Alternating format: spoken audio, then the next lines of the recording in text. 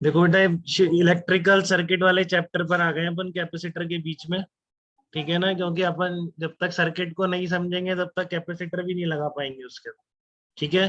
तो ये next chapter है आपका, 60% जो चैप्टर है नेक्स्ट इलेक्ट्रिक करंट, यही टॉपिक है। ठीक है ना। किरचॉफ वोल्टेज लॉ, अपन दोनों लॉज पढ़ लेंगे। किरचॉफ लॉ, नोडल टेक्निक आपकी लाइफ बहुत ज्यादा आसान कर देगी इलेक्ट्रिकल सर्किट की। अगर किसी ने 9th 10th में भी फिटजी से करा है तो उन लोगों ने 9th 10th में भी यूज की होगी नोडल टेक्निक। ठीक है। ये आपकी बहुत आगे तक काम में आती है। इंजीनियरिंग में आप जाएंगे तब भी आप बहुत ही वाइडली यूज करेंगे इस नोडल टेक्निक का। ठीक है। तो यहाँ पढ़ने पर भी कोर्स में स्पेसिफिक नहीं है नोडल टेक्निक। ठीक है। तो बोर्ड में आप नोडल टेक्निक कभी यूज नहीं करेंगे, बोर्ड में हमेशा केवीएल से करना है। बट मेंस एडवांस में बहुत ज्यादा आपको हेल्प करेगी नोडल टेक्निक। ठीक है। और तीसरा आपका व्हीट स्टोन ब्रिज, ये आपको याद होगा, पहले भी करते हैं इसको। और फिर इनफाइनाइट लैडर प्रॉब्लम, और उसके बाद कुछ symmetry and in electrical circuit. ठीक है ना। तो ये सिमेट्री बेटा आप कभी नहीं पूछे जाते, जिस तरह की टफ चीजें अपन करेंगे इसमें। बट इधर उधर के एग्जाम में, इधर उधर की बुक्स में, जेई में आपको काफी क्वेश्चन मिले। तो बहुत ज्यादा बच्चे कंफ्यूज रहते हैं, इसलिए मैंने एकदम इसको कैटेगराइज कर दिया है कि आप लोग इसको ढंग से समझ पाओगे। ये कभी स्टैंडर्ड नेम नहीं है बेटा। ठीक है ना। ये जैसे आपको ये फिर भी मिल सकता है पाथ सिमेट्री, इस तरह के नेम, बट ये अपोजिट पाथ एकदम रैंडम नेम है। तो कोई ये ना सोचे कि ये कुछ स्टैंडर्ड डिस्क्रिप्शन है, ये जस्ट थोड़ा कैटेगराइज कर दिया गया है प्रॉब्लम को, जिससे आपको सर्किट देख के समझ में आ सके कि उसमें कैसे प्रोसीड करना। नहीं तो इतने सारे चीजें हैं कि आप बहुत कंफ्यूज हो जाते हैं, शुरुआत ही नहीं समझ आती। आंसर तो दूर की बात है इक्विवेलेंट रेजिस्टेंस निकालने। ठीक है। तो इस तरह के नाम ये रख दिए तो अपना कम्युनिकेशन भी इजी रहेगा, और आप इस तरह से पढ़ेंगे तो आपको जल्दी स्ट्राइक भी करेगा कि किस तरह से प्रोसीड करना है क्वेश्चन। ठीक है। तो ये सारे बेसिकली ये जो मेथड है इक्विवेलेंट रेजिस्टेंस निकालने के हैं, सिमेट्री इन इलेक्ट्रिकल सर्किट। ठीक है ना। बहुत कॉम्प्लिकेटेड सर्किट्स को रिड्यूस करके आपको इक्विवेलेंट रेजिस्टेंस निकालने की मेथड है। तो जैसे अभी मैं आपको रेजिस्टेंस में पढ़ाऊंगा, जितने क्वेश्चन मैं इसमें कराऊंगा ना बेटा यहाँ से यहाँ तक, एज इट इज सारी चीजें कैपेसिटर में भी अप्लाई हो जाएंगी। वो सारे क्वेश्चन कैपेसिटर के लिए भी बन सकते हैं सारे। ठीक है ना। तो ये बहुत दो जगह हेल्प करता है आपका, इसलिए कर लेंगे एनालिसिस। क्वेश्चन आने का बहुत रेयर चांस है, आज तक तो आए इतने बड़े बड़े सर्किट अपन हैंडल करेंगे। फिर भी कभी आ जाए तो आप कर पाए, इसलिए पढ़ेंगे। ठीक है। चलो, तो मैं आपका किरचॉफ लॉ से शुरू कर रहा हूँ, सबसे बेसिक इलेक्ट्रिकल सर्किट के लॉज जो है। ठीक है। तो देखिए आप, जंक्शन लॉ क्या कहता है। जंक्शन होता है कि यहाँ मोर देन टू ब्रांचेस मिल रही है, जैसे ये डी पॉइंट एक जंक्शन है। ठीक है ना। 3 और मोर कंडक्टर में DNC जंक्शन पॉइंट्स है। ठीक है। दो टर्म में जंक्शन क्या होता है, तो डी और सी आपके जंक्शन पॉइंट है, यहाँ पर more than two conductors intersect कर रहे हैं, कि इधर भी वायर है, इधर भी वायर है, ऐसे भी वायर है। ठीक है। और लूप क्या होता है, लूप होता है आपका कोई भी close conducting path electrical circuit.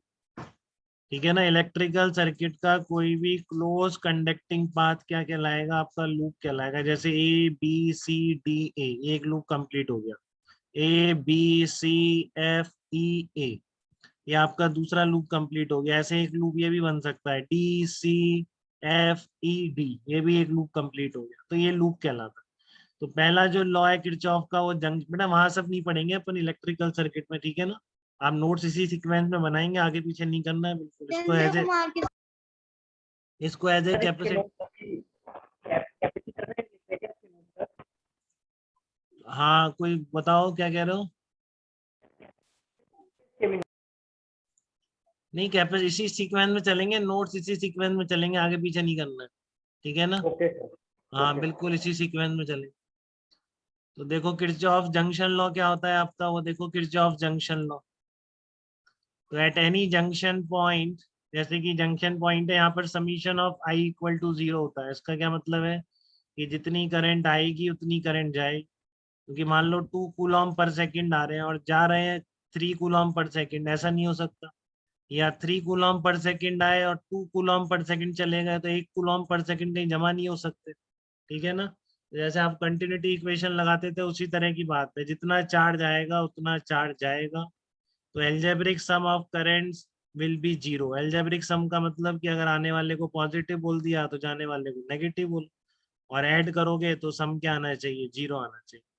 ठीक है ना। या दूसरे वर्ड्स में आप इसको ऐसे भी बोल सकते हैं कि I2 plus I3 equal to I1, ठीक है ना। आप इसको ये भी बोल सकते हैं I2 plus I3 equal to I1। तो algebraic sum of currents will be 0, ठीक है। आने वाला करंट कितना था I3, जाने वाला कितना होगा, आने वाला I2 प्लस I3 है, ठीक है ना। ये आने वाला बना रखा है मैंने, एक बार देख लो किसी को दिक्कत तो नहीं है।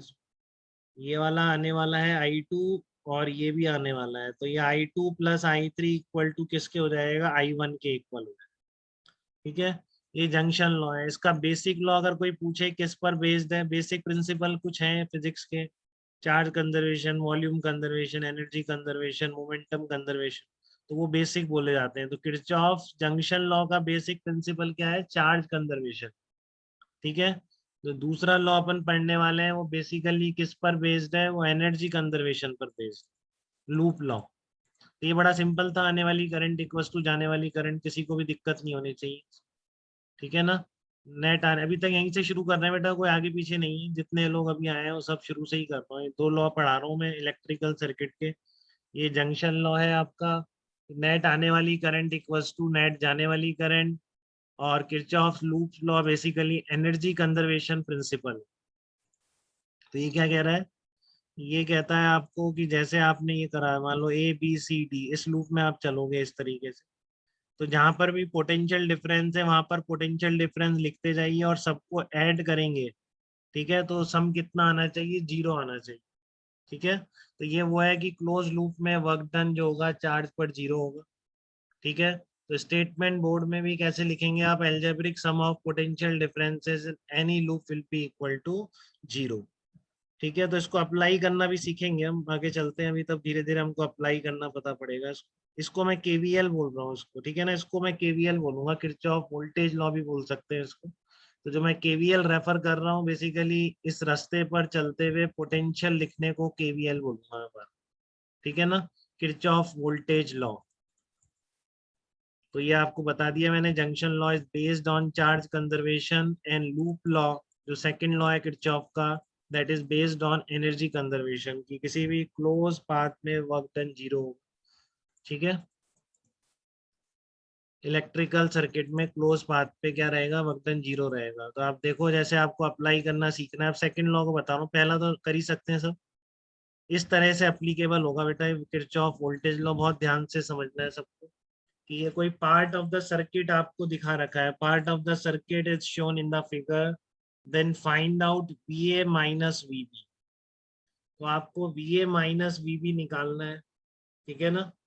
तो अब आगे पीछे कुछ भी हो, इधर कुछ भी हो सकता है, इस A के और आपका B के इधर कुछ भी हो सकता है, ठीक है ना। हमको उससे मतलब नहीं है, हमको तो यहाँ से चल के यहाँ तक पहुंचना है। तो ये चलना सीखिए आप, इलेक्ट्रिकल सर्किट में चलते कैसे हैं आप, ठीक है ना। ये सीखना बहुत जरूरी है आपके लिए, ठीक है। आपको निकालना है potential difference VA minus VB निकालना है। तो आप A पॉइंट से स्टार्ट करेंगे यहाँ से, तो यहाँ का पोटेंशियल बोला VA, ठीक है ना। यहाँ का पोटेंशियल कितना है VA। तो ये ध्यान रखेंगे आप कि when we move along the direction of current potential decreases, and in battery positive to negative terminal चलने पर पोटेंशियल डिक्रीज होगा, ठीक है ना। 3 4 एलिमेंट क्रॉस करना सीखना है बेटा आपको इलेक्ट्रिकल सर्किट में। एक है बैटरी है, एक आपका रेजिस्टेंस है, एक कैपेसिटर है, और फोर्थ एलिमेंट आपका इंडक्टर है। तो 3 तो आप इसी चैप्टर में सीख जाओगे, जो इंडक्टर है वो आप नेक्स्ट चैप्टर में सीख पाओगे, ठीक है ना। तो अभी हमारी बात चल रही है कि आपको यहाँ से यहाँ तक A और B का पोटेंशियल डिफरेंस लिखना है। तो आप यहाँ से स्टार्ट करो, सब एक बार में समझने की कोशिश करेंगे, जिससे नेक्स्ट क्वेश्चन खुद से कर पाए, ठीक है। यहाँ पर पोटेंशियल मान लेते हैं V है। आप आगे चले, देखो ये कनेक्टिंग वायर्स होते हैं, इनमें कोई पोटेंशियल ड्रॉप नहीं होता है, ठीक है ना। पोटेंशियल कहाँ चेंज होता है, जब इस तरह का रेजिस्टेंस वायर शो कर रखा हो, या इस तरह की बैटरी हो, या कैपेसिटर हो, या इंडक्टर हो। अब यहाँ से ये चलो तो सब जगह VA चल रहा है अभी, जब तक ये बैटरी की टर्मिनल तक नहीं पहुंच पाएंगे। सब जगह पोटेंशियल कितना है, VA के बराबर, ठीक है। सब जगह पोटेंशियल कितना है, VA के बराबर है। जैसी बैटरी आएगी तो अब पोटेंशियल चेंज होगा। तो आपको पता है कि प्लस से माइनस की तरफ इलेक्ट्रिक फील्ड होता है बैटरी में। बैटरी में जो इलेक्ट्रिक फील्ड की डायरेक्शन होगी, तो यही होगी, इस डायरेक्शन में इलेक्ट्रिक फील्ड होगा बैटरी।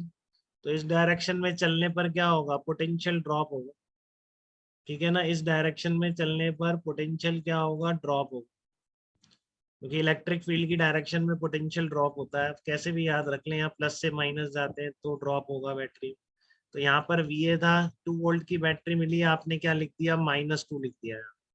ठीक है ना, ये टर्म कितना आ गया आपका, -2 आ गया, VA -2। फिर आपका क्या आ गया, रेजिस्टेंस आ गया। तो रेजिस्टेंस में करंट की डायरेक्शन में आप चल रहे हैं यहाँ पर, तो -I/R, ओम्स लॉ।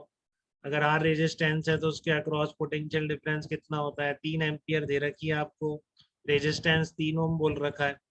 ठीक है, तो यहाँ से शुरू किया आपने, VA इलेक्ट्रिक फील्ड की डायरेक्शन में आप ड्रॉप करेंगे -2। फिर आप करंट की डायरेक्शन में रेजिस्टेंस को क्रॉस कर रहे हैं, -I/R, कहाँ पहुंच गए, B पॉइंट पर पहुंच। तो वहां पर आप इक्वल टू VB कर देंगे वहां के पोटेंशियल को। ठीक है ना, ए से स्टार्ट करके आप कहाँ तक पहुंच गए, बी तक पहुंच गए हैं।